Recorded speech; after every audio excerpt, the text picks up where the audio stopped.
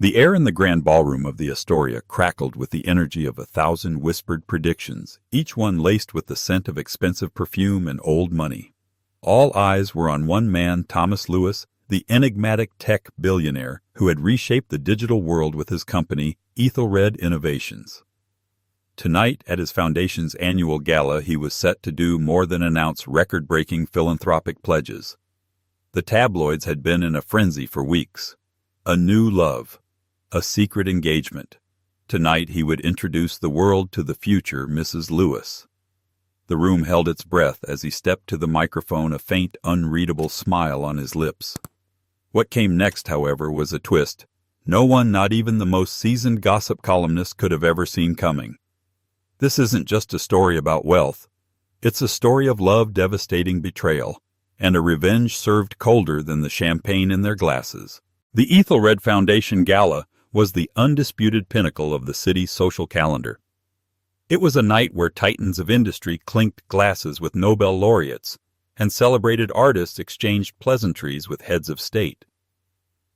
The theme was illumination, and the grand ballroom was transformed into a celestial wonderland. Thousands of fiber-optic lights glittered like constellations in the midnight blue drapery overhead, and the tables were adorned with sculptural ice centerpieces that refracted the light like captive diamonds. At the center of this universe stood Thomas Lewis. At 42, he possessed a restless energy that seemed at odds with his tailored Brioni tuxedo. His dark hair was meticulously styled, but a single lock always seemed to fall across his brow, a subtle rebellion against the perfect image he curated. His eyes, a deep shade of slate gray, missed nothing. They swept the room with an unnerving intelligence, calculating, assessing, and always in control. For 6 years since his highly public and acrimonious divorce, Thomas had been a ghost in his own life. He'd worked with a ferocious, almost self-destructive intensity, turning Ethelred Innovations from a promising startup into a global behemoth. He dated, of course, a string of models, actresses, and heiresses who were paraded in the press, but never brought into his inner circle. They were beautiful distractions, placeholders in a life that had a gaping hole at its center. But tonight was different. The rumors had reached a fever pitch, fanned by carefully placed sightings of Thomas with the stunningly beautiful actress, Bianca Monroe. She was here tonight, a vision in crimson silk, holding court at a table near the stage, accepting the knowing smiles and premature congratulations of the other guests, as if the role of the next Mrs. Lewis was already hers. She was the logical choice, the perfect accessory for a man of his stature. Henry Gable, Thomas's longtime friend and COO, stood beside him near the marble pillars, nursing a glass of scotch. "The piranhas are circling John." He murmured, his gaze fixed on a cluster of journalists near the entrance. "They smell blood, or a wedding, which to them is the same thing." Thomas adjusted his cufflinks, his expression unreadable. "Let them. The story they think they're getting isn't the one they're going to print." "Are you absolutely sure about this?" Henry asked, his voice low and serious. "The blowback could be considerable." "It's the only way," Thomas said, his voice hard as granite. "Some things can't be fixed behind closed doors. They have to be rebuilt in the open on the rubble of the old lies." Henry sighed, taking a long sip of his drink. He was one of only 2 people in the world who knew the full truth of the night's impending spectacle. He had seen Thomas through the darkest days after the divorce, the hollowed-out shell of a man who had lost his anchor. He had also witnessed the spark of the old Thomas return in recent months, replaced by a cold, calculated fire. Across the room, Leland Bowmont, Thomas's chief competitor and the serpent in his Eden, watched the scene with an oily smile. Bowmont, head of the rival tech conglomerate Lycosis, had built his empire on aggressive acquisitions and shattered careers. He and Thomas shared a venomous history, a rivalry that went beyond the boardroom. He leaned over to his wife, a woman dripping in so many jewels she appeared to be wearing a chandelier. "Looks like our boy Lewis is finally ready to settle down again." Beaumont sneered loud enough for those nearby to hear. "Monroe is a fine piece of arm candy. Ambitious, She'll keep him busy at home while we keep him busy at work." The comment was met with sycophantic chuckles. Beaumont thrived on this kind of public denigration. He saw Thomas's personal life as just another flank to attack, another vulnerability to exploit. The orchestra finished its piece and a hush fell over the room as the master of ceremonies approached the podium. After a few laudatory remarks about the Foundation's work, he introduced the man of the hour. "Ladies and gentlemen, it is my distinct honor to present the chairman of the Ethelred Foundation, the man whose vision continues to illuminate our future, Mr. Thomas Lewis." Polite, thunderous applause filled the ballroom. Thomas walked to the stage with a measured, confident stride that belied the storm raging inside him. He scanned the sea of faces, the powerful, the curious, the predatory. He saw Bianca Monroe, who gave him a small, confident nod as planned. He saw Leland Bowmont, whose smug expression was a mask for his own insecurity. And in his mind's eye he saw a different face. A face that had haunted his dreams for 6 long years. He reached the microphone, the warmth of the spotlight on his face. He delivered his prepared remarks about the Foundation's initiatives with flawless precision, his voice calm and commanding. He spoke of funding for STEM education, of new clean energy projects, of a future built on innovation and hope. Then he paused. The shift in his demeanor was palpable. The corporate titan receded, replaced by something more personal, more vulnerable. "Thank you," he began, his voice dropping slightly, drawing the entire room into an intimate circle. "Tonight's theme is illumination. We often think of that in terms of knowledge or discovery. But sometimes the greatest illumination comes when we find our way back from darkness, when a truth that was lost is found again." He let the words hang in the air. The whispers started again, a low hum of anticipation. This was it. "For the past several years," he continued, his eyes scanning the crowd, "I have focused solely on my work. Many of you have speculated about my personal life. The press, in its infinite wisdom, has written its own narratives." He glanced towards Bianca, who smiled demurely. "Tonight I would like to put that speculation to rest. I recently remarried in a quiet private ceremony." A collective gasp went through the room. It was true. "It is my honor and the greatest privilege of my life." Thomas's voice was steady, but his knuckles were white where he gripped the lectern. "To introduce you to my bride, the woman who has always been and will always be the one true Mrs. Lewis." The room fell silent. The silence was a physical thing, a heavy blanket that smothered every whisper, every clink of glass. It was a vacuum pregnant with expectation. Every eye was on the grand entrance at the back of the ballroom, waiting for Bianca Monroe to rise and glide towards the stage. But Bianca didn't move. She simply sat there, a serene smile on her face, watching the stage like everyone else. Thomas's gaze shifted from the crowd to a small, unassuming side door near the stage, a door usually reserved for staff. "Please join me on stage, Catelyn." The name dropped into the silence like a stone into a still pond. Catelyn, not Bianca. For a moment there was only confusion. Who was Catelyn? Then a flicker of recognition in the eyes of the older guests, the ones who had been around long enough to remember a time before Thomas Lewis was a household name. The journalists in the back began frantically whispering to each other, thumbs flying across their phones, searching archives. The side door opened, and the room fell silent all over again. The woman who stepped into the light was not a Hollywood starlet or a European princess. She was elegant, but her beauty was not the manufactured perfection of the women Thomas was usually seen with. It was quieter, more profound. She wore a simple floor-length gown of deep sapphire blue that complemented her auburn hair, which was styled in a soft, understated chignon. The only jewelry she wore was a delicate diamond necklace and the blinding, newly placed platinum wedding band on her finger. But it was her eyes that captured the room. They were a warm, intelligent hazel, and they held a history that was as deep and complex as Thomas's own. They scanned the shocked faces with a calm composure that seemed impossible under the circumstances. This was Catelyn Kate Allen, or as the world had once known her, Catelyn Lewis, the first Mrs. Lewis. The woman he had divorced 6 years ago in a brutal public spectacle that had painted her as a gold digger and him as the wrong victim.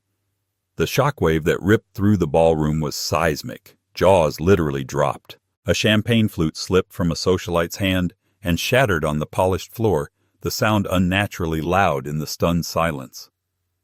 Leland Bowmont's smug smile vanished, replaced by a mask of pure, unadulterated shock. His face went pale, the blood draining away until he looked like a marble statue. This was not part of the script. This was an impossibility, a ghost returning to haunt the feast. Kate walked towards the stage, her posture perfect, her steps unhurried. She did not look like a woman returning to a life she'd been cast out of. She looked like a queen reclaiming her throne. As she reached Thomas's side, he took her hand, his fingers lacing through hers in a gesture of undeniable ownership and unity. The touch was electric, a silent communication that spoke volumes more than words ever could. He lifted her hand to his lips and kissed it, his eyes never leaving hers. "My wife," he said into the microphone, his voice ringing with a fierce, triumphant pride. "Catelyn Lewis." The spell broke.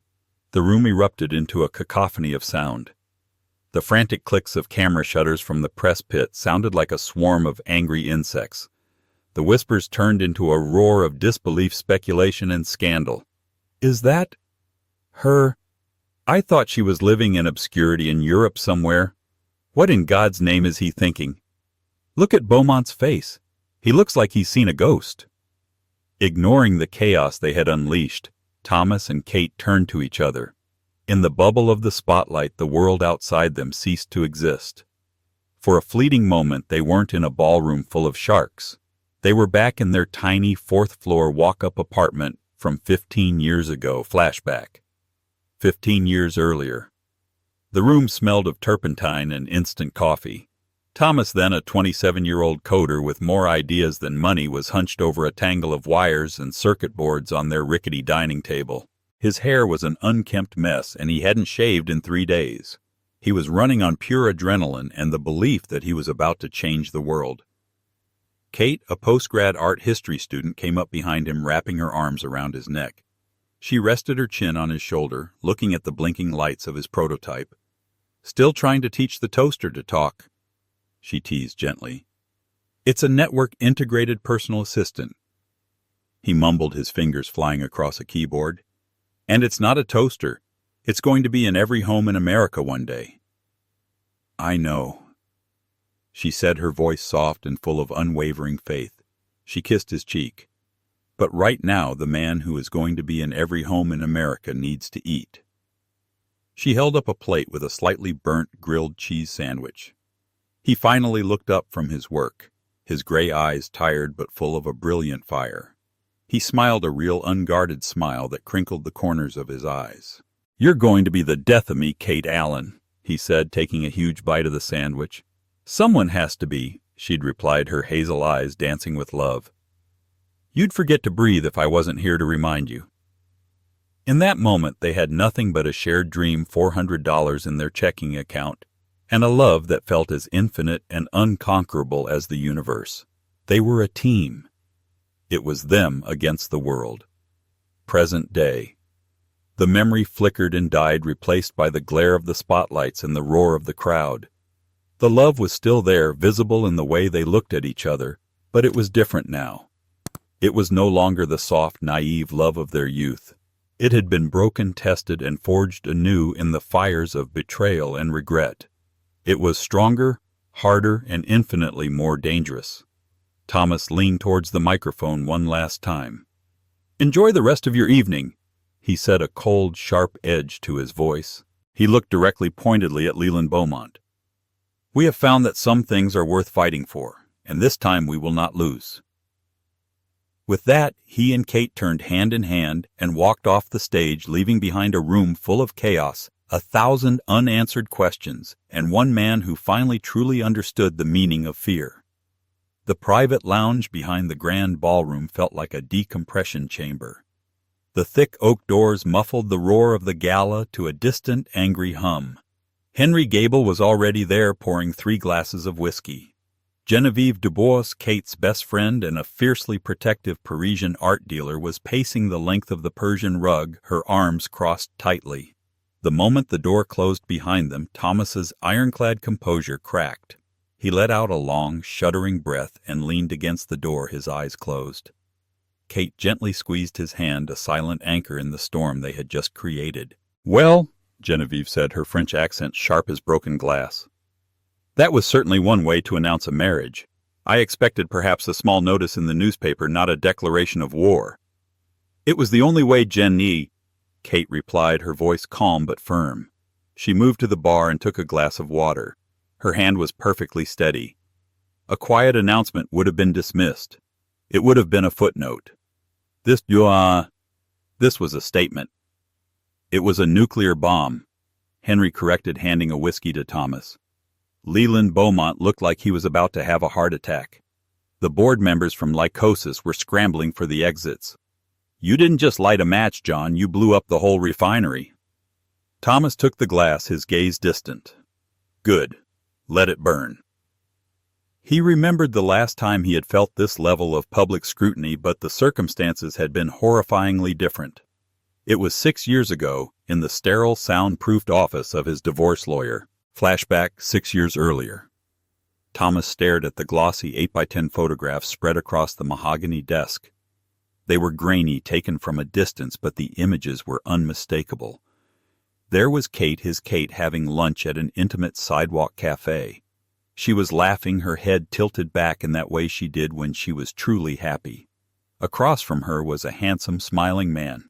In another photo, the man's hand was resting on hers, his thumb caressing her knuckles. The final photo was the most damning, a nighttime shot of the two of them embracing outside a residential building, a kiss that was clearly more than friendly. The private investigator was very thorough. His lawyer, a man with the soul of a shark, said dispassionately. "The man's name is André Duval, a painter. She's been seeing him for months. There are financial records, too. She's been supporting him, funneling your money into his art." Every word was a hammer blow to Thomas's heart. He felt a cold, sick numbness spread through him. It was the year Ethelred went public. He had been working 18-hour days, sleeping on the couch in his office, pushing himself to the absolute limit to secure their future. He had been distant, he knew that. He was stressed, exhausted. He thought Kate understood. He thought she was holding down the fort at home, that she was his rock. Instead, she had been doing this. With a painter. It was a cliché so painful it was almost laughable. The ambitious workaholic husband and the lonely straying wife. The narrative was fed to him piece by excruciating piece, not just by his lawyers, but by his supposed friends and colleagues. Whispers at board meetings. Concerned phone calls.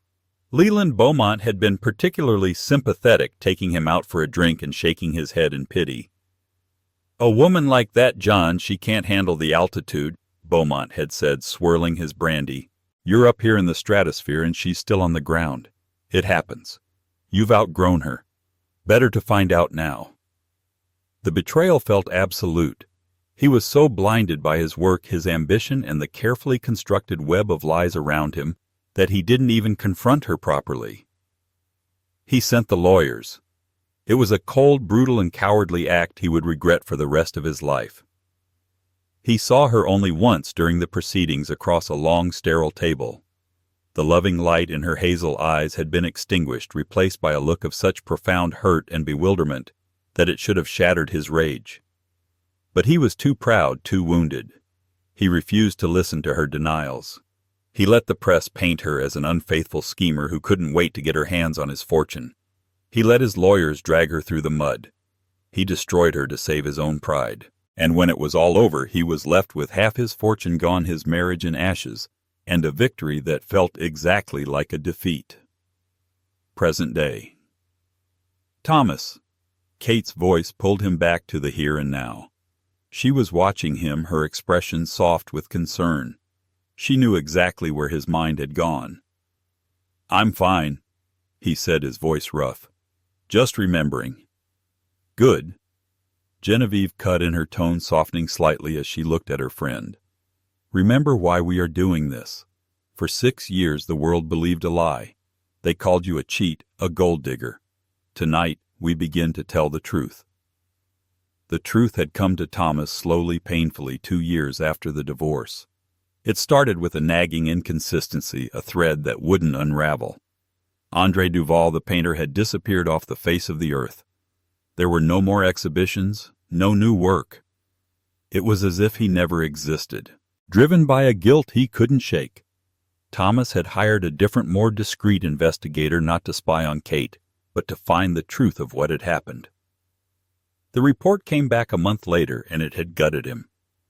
André Duval was Kate's cousin from Quebec. He was gay. He had been visiting for a month, recovering from a bad breakup.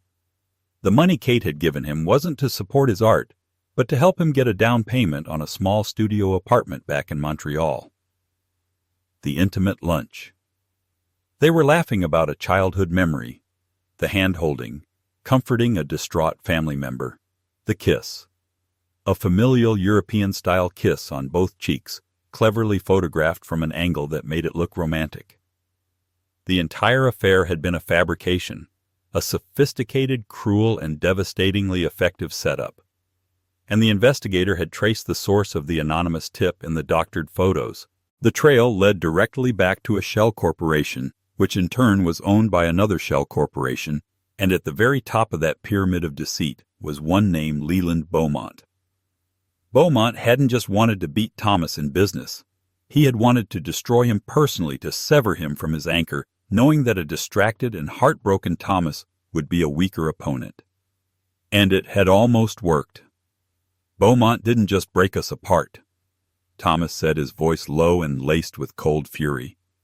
He tried to poison our entire history. He turned our love into a weapon against us. Tonight, we take that weapon back. Henry nodded, raising his glass. To taking it back. Kate and Genevieve raised their glasses as well. The four of them were a strange council of war, a billionaire, an art historian, a COO, and an art dealer. But they were united by a single purpose: to dismantle a lie, and in doing so, dismantle the man who had created it. The public announcement was just the opening salvo in a war that had been brewing in secret for over a year. The path from bitter enemies to allies and then back to husband and wife had not been easy. It was a journey paved with jagged shards of pride, mistrust, and profound pain. It began not with a grand gesture, but with a single handwritten letter. After Thomas received the investigator's report, he descended into a private hell. The guilt was a physical weight, a sickness in his soul. For weeks he did nothing. He existed in a fog of self-loathing. He had not only been a fool, but a cruel one. He had believed the worst of the one person who had believed in him when he had nothing. Finally, Henry Gable had shaken him out of it. You can sit here and drown in it, John, or you can do something about it. The one thing you can't do is change the past. But you're Thomas Lewis. You build the future. So Thomas wrote a letter. He poured everything onto the page. His shame, his regret, his rage at Beaumont, and the hollow ache that had been his constant companion since Kate had left. He didn't ask for forgiveness. He felt he had no right. He simply laid the truth bare and mailed it with a copy of the investigator's full report to the address he had for her in Florence, Italy, where she had gone to rebuild her life. He didn't expect a reply. 3 weeks later, an email appeared in his inbox. The sender was simply K. Allen. The message was short. Thomas, I have read your letter and the report. I am in New York for a consulting project with the Met. Meet me for coffee. Thursday, 10 a.m. The cafe on the corner of 81st and Madison. Kate. He had never been more terrified in his life. He arrived at the small, unassuming cafe a half hour early, his heart pounding like a drum. When she walked in, it was like the air had been sucked out of the room. She was different. The 6 years had given her a new poise, a self-possessed confidence that was both breathtaking and intimidating. The softness of her youth had been replaced by a polished strength. She was no longer just his Kate.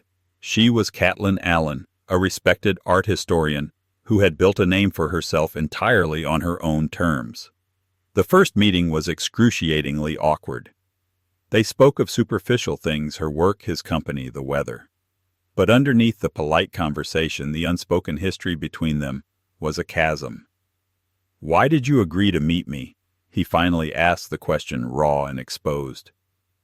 Kate took a slow sip of her cappuccino, her hazel eyes studying him over the rim of the cup. "Curiosity, partly, and because the woman you described in your letter, the unfaithful, scheming wife, I never knew who that was. For years I wondered how you could have believed it. The report explained the how. I suppose I wanted to see for myself if you understood the why." "It was Beaumont," he said, his voice tight. "He played on my insecurities, my ambition. He played on your arrogance, Thomas," she corrected him, her voice devoid of malice, stating it as a simple fact. "You were so convinced you were the center of the universe that you couldn't imagine a world where you weren't the target. You assumed my betrayal was about me leaving you when in fact the entire charade was about someone trying to get to you. You were the prize, and I was just collateral damage in your war." Her words hit him with the force of a physical blow because they were true. He had been so wrapped up in his own wounded pride that he had failed to see the larger game at play. That first coffee turned into another, then dinner a week later. They talked for hours, painstakingly excavating the ruins of their marriage. She told him of her lonely, humiliating years in the aftermath of rebuilding her reputation from scratch, of learning to stand on her own free from the shadow of his name. He in turn confessed the emptiness of his success, how the view from the top was meaningless without her to share it. The turning point came on a rainy Tuesday night. He had walked her back to her hotel after dinner. They stood under the awning, the sound of the city a distant hum. "I never stopped loving you, Kate," he whispered, the admission costing him everything. "Not for a single day. Even when I hated you, I loved you." She looked up at him, raindrops clinging to her eyelashes. For the first time he saw a crack in her formidable armor. He saw the girl he had fallen in love with in a dusty university library. "I know," she said, her voice barely audible. "And that's what hurt the most. You loved me, and you still threw me to the wolves." He had no defense against that. It was the unvarnished truth. He simply stood there, letting her words flay him open. "But," she continued, taking a small step closer, "the man who threw me away isn't the same man standing in front of me now. The old Thomas would have sent a lawyer with a settlement offer and a non-disclosure agreement. You came yourself. You showed me the truth. You apologized." In that moment under the hotel awning, something shifted. Forgiveness wasn't a destination they arrived at, but a path they chose to walk together. He tentatively reached for her hand, and she didn't pull away. The reconciliation was slow, deliberate. It was built on late-night phone calls across continents, secret meetings in cities where neither of them was known, and the painstaking work of learning to trust again. It was during a trip to a quiet vineyard in Napa that he asked her to marry him again. "This isn't about going back, Kate," he had said, holding a simple platinum ring, not a gaudy billionaire's diamond. "It's about starting over, on our terms. But first, we have to settle the score. Beaumont can't get away with this. He tried to destroy our lives. I won't let that stand." Kate had looked at the ring, then into his eyes. She saw the love, but she also saw the warrior. And she realized she had become a warrior too. "No," she agreed, a fierce light in her eyes. "He won't. But we won't do this your old way with lawyers and hostile takeovers. We'll do it our way. We'll beat him with the one thing he doesn't understand, the truth." And so the plan was born. The secret wedding in a small private ceremony with only Henry and Genevieve as witnesses. The strategic alliance with Bianca Monroe, a shrewd actress who understood the value of a good story and relished the chance to be part of such a spectacular piece of theater.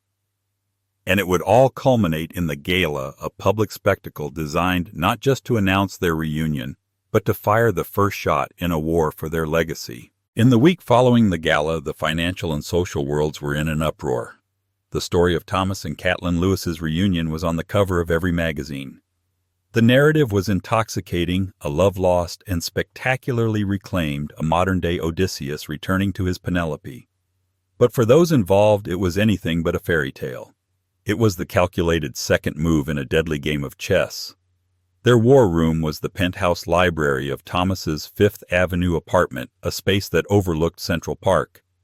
Floor-to-ceiling shelves were filled with books, but the large mahogany table in the center was covered in laptops, encrypted hard drives, and financial charts. "Bowmont is panicking," Henry reported, pointing to a screen displaying stock market data. Lycosis stock dropped 7% at the opening bell. The markets hate instability, and you just served them a 7-course meal of it.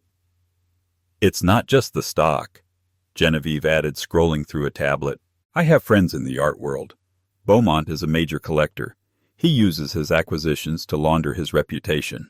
Several institutions are now re-evaluating their partnerships with him. Your story has reminded them of his character or lack thereof." Thomas and Kate stood side by side looking at the board. They moved with an easy, synchronized rhythm, a testament to their renewed partnership. The initial shock was Phase 1. Thomas said, circling a name on a whiteboard. "It was meant to isolate him to make his allies nervous. Now we begin Phase 2, dismantle his network." For the past year, their private investigation had expanded. It was no longer just about proving Beaumont's role in their divorce. They had dug into every corner of his business empire, and what they found was a hornet's nest of corruption. Beaumont's success was built on corporate espionage, insider trading, and blackmail. The setup with Kate was not an anomaly. It was his standard operating procedure. Their key target was a man named Walter Finch, Beaumont's former head of security. Finch was a disgraced ex-cop who had done Beaumont's dirty work for years before being unceremoniously fired and forced to sign an ironclad NDA. He was their domino. If they could make him fall, the rest would follow. Kate was the one to devise the approach. "We can't buy him," she had argued. "Beaumont will have already tried that. We can't threaten him. He's lived his life under threat. We have to appeal to the one thing he has left his legacy." Kate, using her art world connections, discovered Finch was a doting grandfather. His one joy in his miserable post-Beaumont life was his 8-year-old granddaughter, a talented young cellist. Kate arranged for the girl to receive an anonymous scholarship to a prestigious music academy, a life-changing opportunity. A week later, Kate approached Walter Finch, not in a dark alley, but at his granddaughter's first recital. She waited until after the performance, as he was standing alone, his face glowing with a pride he rarely showed. "She's incredibly talented, Mr. Finch," Kate said, her voice gentle. Finch stiffened, immediately on guard. He recognized her instantly. "Mrs. Lewis, what do you want?" "I want you to be able to look that little girl in the eye when she's older, and tell her you did the right thing," Kate said simply. "Leland Bowmont took your career and your reputation. Don't let him take your honor, too." She didn't offer money. She didn't make threats. She just handed him a business card with a single encrypted phone number on it. "When you're ready to give your granddaughter a story she can be proud of, call this number. We can protect you. We can give you a fresh start." She then walked away, leaving him to his conscience. While Kate worked on the human angle, Thomas prepared the business assault. He and Henry identified a smaller, innovative green energy company that Beaumont was trying to acquire through hostile means, using his typical tactics of spreading rumors and driving down their stock price. Thomas, through a series of anonymous holding companies, began quietly buying up that company's stock. He then contacted the company's young CEO, a brilliant but overwhelmed engineer named Sophie Chen. In a secret meeting, he laid out his plan. "I'm going to help you fend off Beaumont's attack," Thomas explained. "We're going to inject Ethelred capital into your company as a white knight investor. But in return, I need you to document every illegal move Beaumont makes. Every threat, every attempt at market manipulation. We're going to feed him enough rope to hang himself." The plan was a pincer movement. Kate was chipping away at the foundation of Beaumont's personal power structure, while Thomas was building a legal and financial cage around him. Even Bianca Monroe played her part. In a televised interview, she was asked about the gala. With a wry smile, she said, "Oh, darling, I was in on it from the beginning. Thomas and Catelyn's story is the most epic romance I have ever seen. Some people will do anything to tear true love apart, and some people will do anything to put it back together. I know which side I'd rather be on." Her performance painted Thomas and Kate as tragic heroes, and subtly positioned Bowmont as the villain of the piece without ever mentioning his name. The pressure mounted. Bowmont felt the walls closing in. He became erratic, making mistakes. He tried to intimidate Sophie Chen, who recorded the entire threatening phone call. He sent thugs to harass Walter Finch, which only strengthened Finch's resolve. 2 weeks after the gala, Walter Finch made the call. He met with Thomas and Kate's legal team and delivered a treasure trove of evidence, encrypted files, audio recordings, and sworn affidavits detailing a decade of Leland Bowmont's crimes. It was the key. The chessboard was set. All the pieces were in position. Now all that was left was the final devastating move. Checkmate. The endgame did not take place in a courtroom or a public forum. It happened where Leland Bowmont was most comfortable and therefore most vulnerable, the boardroom of Lycosis International. Thomas, through his strategic acquisition of several smaller tech firms that were major Lycosis shareholders, had secured the right to call an emergency meeting of the board. The summons was vague, citing matters of critical corporate governance and fiduciary duty. Bowmont, though wary, felt secure on his home turf. The Lycosis boardroom was his fortress, a monument to his power. It was a cold, imposing room on the 80th floor with a panoramic view of the city that made other mortals look like ants. The board members, handpicked for their loyalty and complicity, were assembled around a vast black granite table. Bowmont sat at the head of the table, projecting an air of bored irritation. "Let's get this over with, Lewis," he began. "I'm sure you have some corporate theatrics you wish to perform. My time is valuable." Thomas and Kate entered together, flanked by Henry and a team of lawyers. They looked calm, composed, and utterly in control. Kate took a seat at the table, her presence an immediate disruption to the stuffy boys' club atmosphere. Thomas remained standing. "Thank you for coming, ladies and gentlemen," Thomas said, his voice quiet but carrying to every corner of the room. "I'm here today not as a competitor but as a significant shareholder in this company, and as such I have a duty to inform you that your CEO, Mr. Bowmont, has exposed this company to catastrophic legal and financial risk." A nervous murmur went through the room. Bowmont laughed, a harsh barking sound. "An accusation without proof is just slander, Lewis, and I have the best libel lawyers money can buy." "Oh, there will be proof," Thomas said calmly. He nodded to Henry, who dimmed the lights and turned on a large screen at the end of the room. The first thing that appeared on the screen was a crystal-clear audio file with a voice transcription running beneath it. It was the recording of Bowmont threatening Sophie Chen. Bowmont's voice: "You can either sell to me at my price, or I will bury your little company in litigation and debt until you have nothing left. I will destroy your reputation. You will never work in this industry again." The board members shifted uncomfortably in their seats. This was aggressive, but perhaps not illegal. Bowmont's face tightened, but he remained defiant. "Hardball business tactics," he scoffed. "You have nothing." "Patience, Leland," Kate said, speaking for the first time. Her voice was cool and steady. "A good story has a beginning, a middle, and an end." Next, a series of documents flashed on the screen. Financial records, bank transfers, shell corporations. Thomas's forensic accountants had created a flawless map of Bowmont's insider trading schemes, showing how he had illegally profited from non-public information, often at the expense of his own shareholders. The evidence was dense, complex, and irrefutable. The air in the room grew thick with tension. Board members who had benefited from Bowmont's tips began to sweat. "This is fabricated," Bowmont snarled, rising from his chair. "A desperate attempt by a rival to seize control." "Is this fabricated, Thomas asked. An image appeared on the screen. It was a grainy photo but clear enough. It showed Bowmont meeting in a dark parking garage with the private investigator who had originally followed Kate. Then came the bank transfer record showing a payment of $250,000 from one of Bowmont's shell corporations to the investigator dated 1 week before Thomas was first shown the photos of Kate and her cousin. This was followed by the final and most damning piece of evidence. A video file. The face of Walter Finch appeared on the screen. He looked tired but resolute. He spoke directly to the camera, his sworn testimony recorded and notarized. "My name is Walter Finch," he began. "For 12 years I was the head of security for Leland Bowmont. I was instructed to create a file on Catelyn Allen.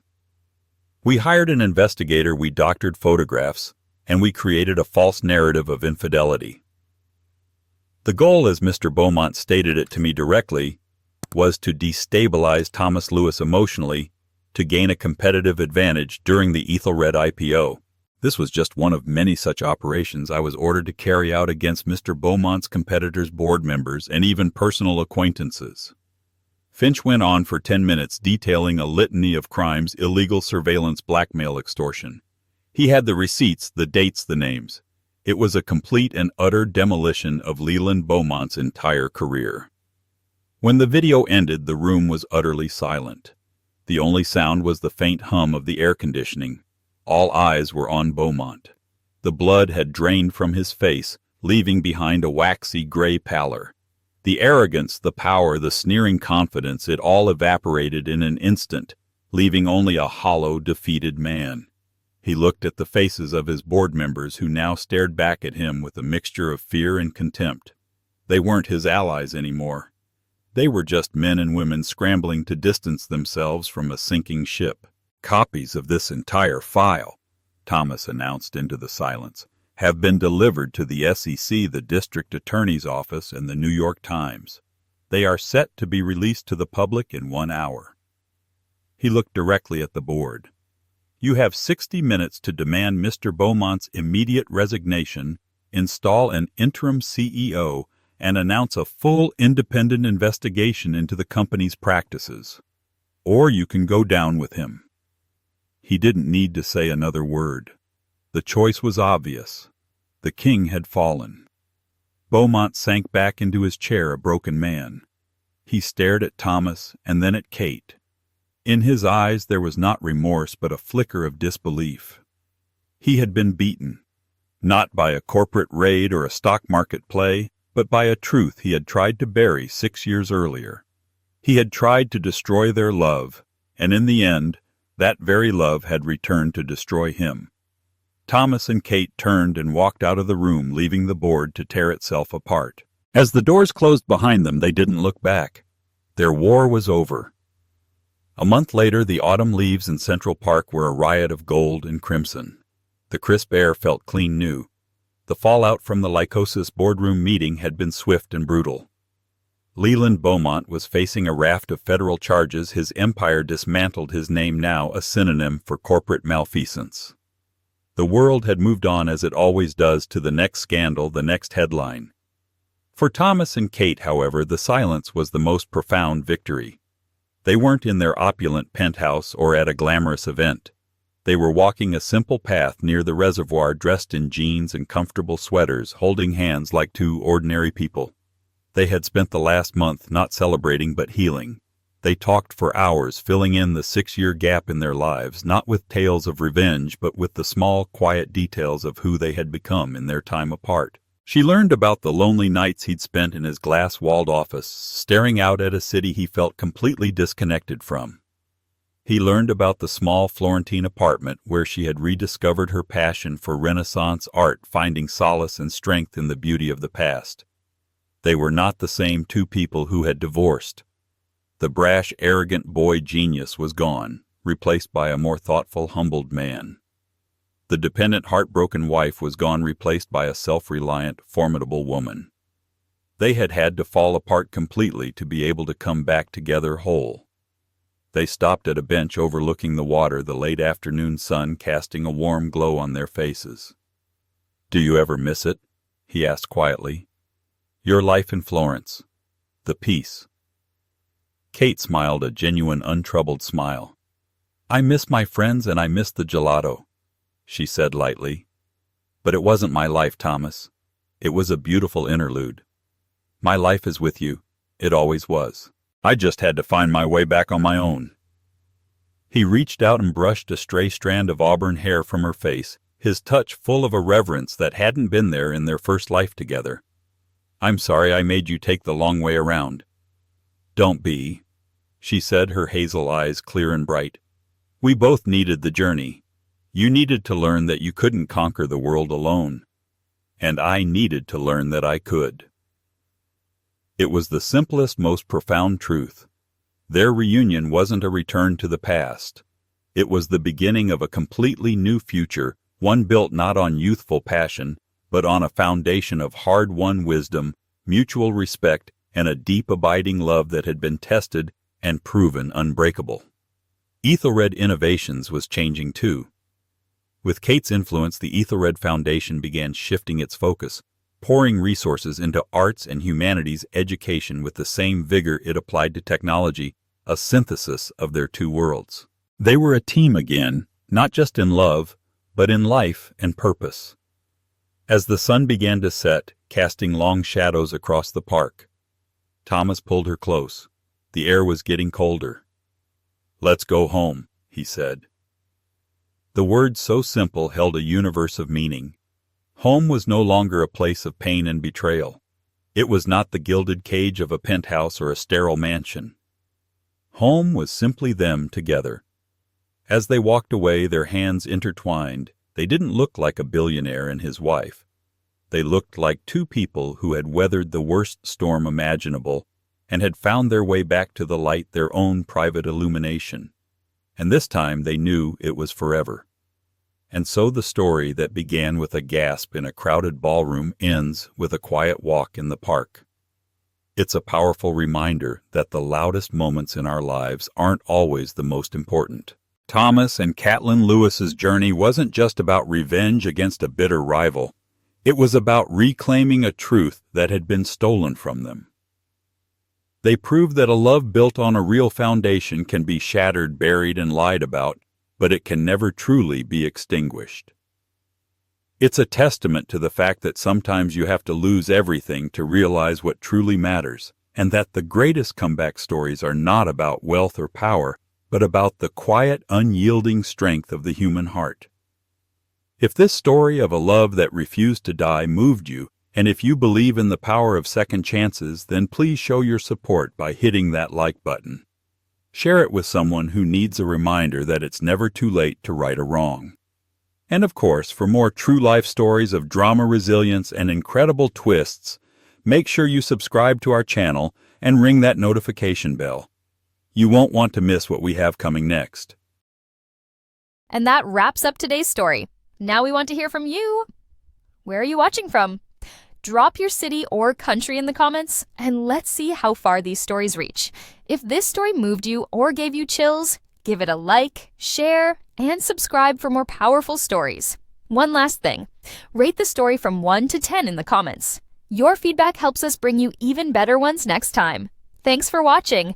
We appreciate you being part of this storytelling journey.